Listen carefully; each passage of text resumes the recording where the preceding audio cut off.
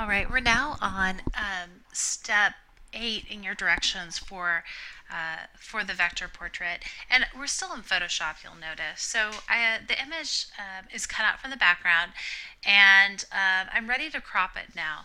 And so a couple things to notice. One, this isn't the highest resolution photo.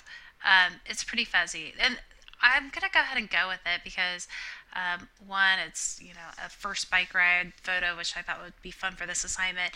And the second thing is when I get it into Illustrator, we're gonna be turning this into vectors anyway, and so those resolution issues that would be a problem in Photoshop aren't going to be a problem when I get it into Illustrator with what we're going to be doing with it. So I want to crop this photo, so I'm going to bring up my cropping tool, which is right over here. And in this options bar, I am going to go ahead and set up the size and resolution that I want this at. And what I want this to be at is I want it to be 8 by 10, just like it is right now. And it depends on, if this is more of a horizontal photo, so I'm going to go with the height at 10. But if yours is wider than it is taller, then you can put the 10 here and the 8 here. The resolution I'm going to set 72.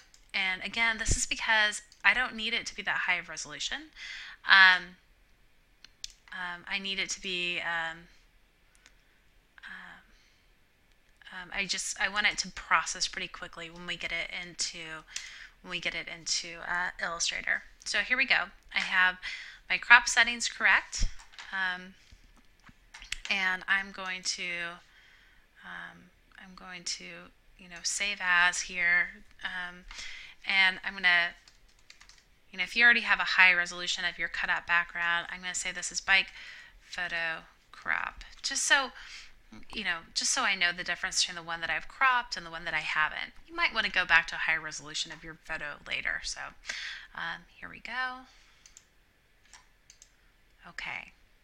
Now, we are at this point, as soon as it's done saving, we're done working in Photoshop. We're going over to Illustrator. Now that I have Illustrator open, I can go ahead and open up a new document. And so I'm going to go to File, New, or Control N. I want this document to be letter size, just like this. This one's in points, so it's giving me the size in points. But actually, we're going to do this a little differently than letter size. I'm going to change this to inches. Let me show you. We're going to make this 8 by 10. Whoops, sorry. 8 by 10. Okay. Or 10 by 8, depending on which way you want to do this, but I wanted the height to be more. Now, notice this, the difference between inches and points. So this is 8 inches. That's how many points are in 8 inches. So it's important that you know what, if you're working in inches or points, because the sizes are really different. Sometimes I'll have people that put in 8 points, not realizing that they're not working in inches, and they'll have these teeny tiny little documents. So just make sure you're working in the right unit. So this is right. I'm going to go ahead and hit OK. As soon as I get this open, I'm going to go ahead and save this just so I get it saved in the right spot. As always, I have a folder set up for this assignment. I'm going to name it first initial, last name, vector portrait. Okay, and save. Now. Perfect. Okay, now I'm ready to place the photo that I've saved in my folder for this assignment. Make sure you're saving these photos in your folder, not somewhere on your desktop, okay? Having it all together is really important. Okay, so I'm going to place this photo in there. Okay, and now we're going to work with, the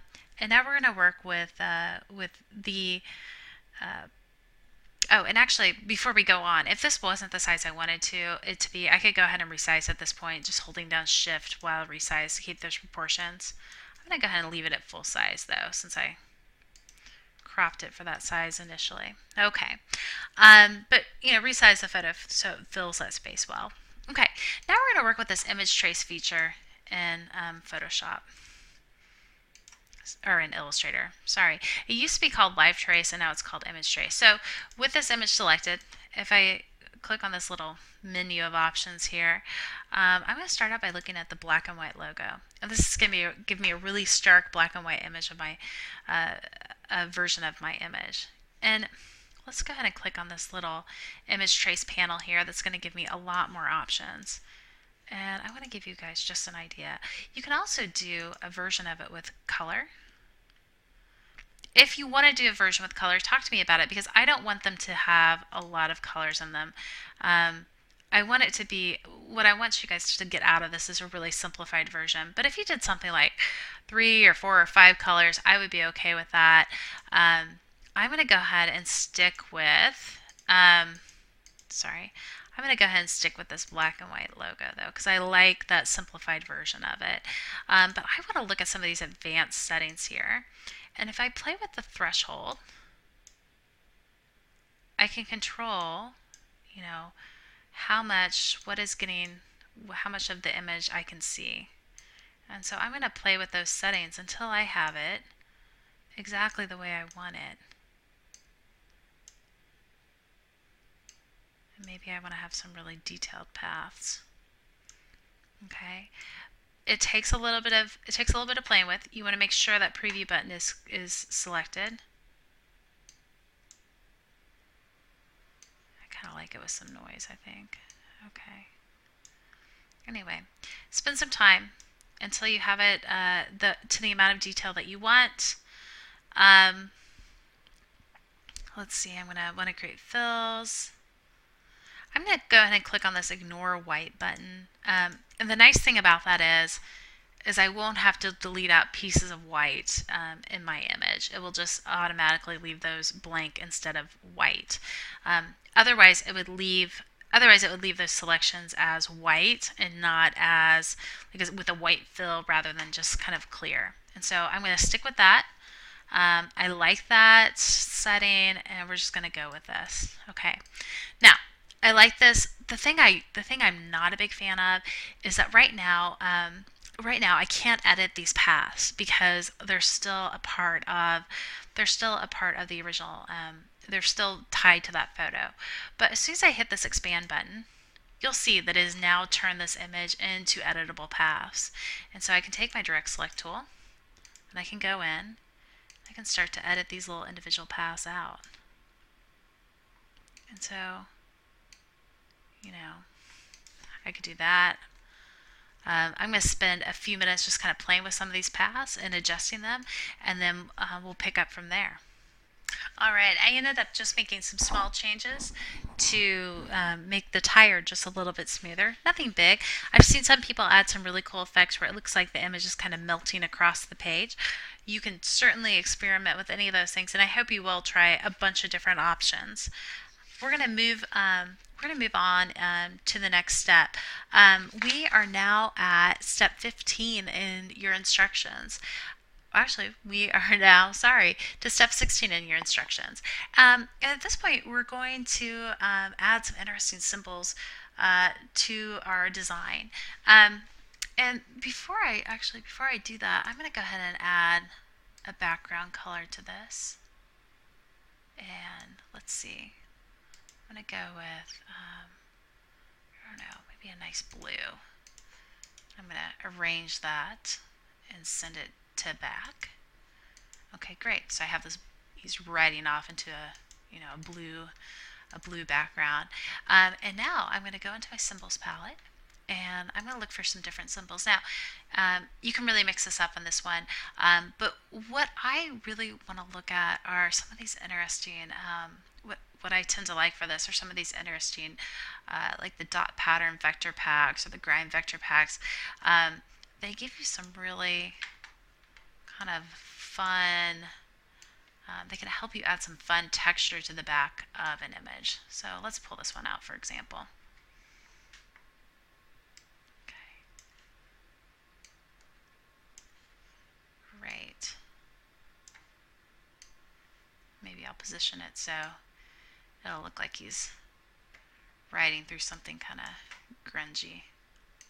I can adjust the size of this.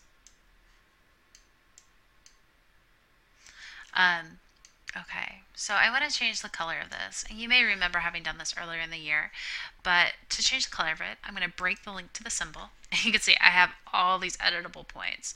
I'm going to group these before I do anything too crazy. And actually, instead of grouping these, I want to add a gradient to them later. So I'm going to turn them into a compound path. so that when I add that gradient, it will act as one. And I'm going to go ahead and select just kind of a default gradient that's in the panel. I'm going to send these to back behind. I'm going to rearrange these and send it back behind him. Kind of play with the size of him here just a little bit. Okay. Now I'm going to edit that gradient that I made using the gradient panel. Okay. And I'm going to change the colors on it. So I want them to be kind of some variations of blue.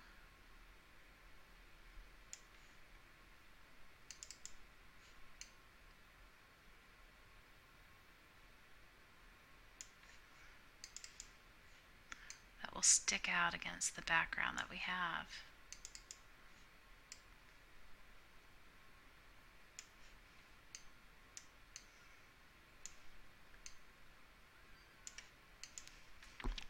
Okay, so that begins to create kind of an interesting look for me, a little bit different.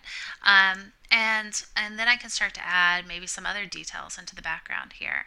And this really becomes kind of a mix of what you want it to be then. I'm going to work through this for a few minutes and then fast forward it so you can see some of the options that you can do using different gradients, using different colors, and maybe even using some different opacities.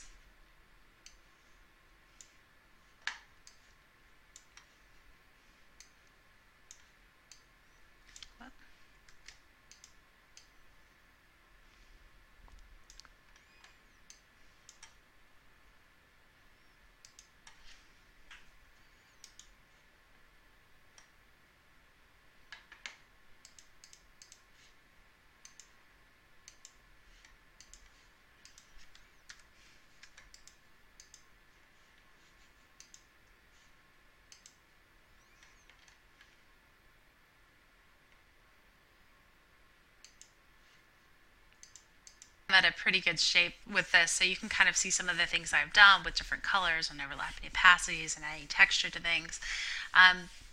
Spend some time with this and try lots of different options until you get something that you really like and you're really, really happy with. And better yet, when you're done, create a different version, because this is one of those things, once you get a hang of it, you can create some really drastically different looks.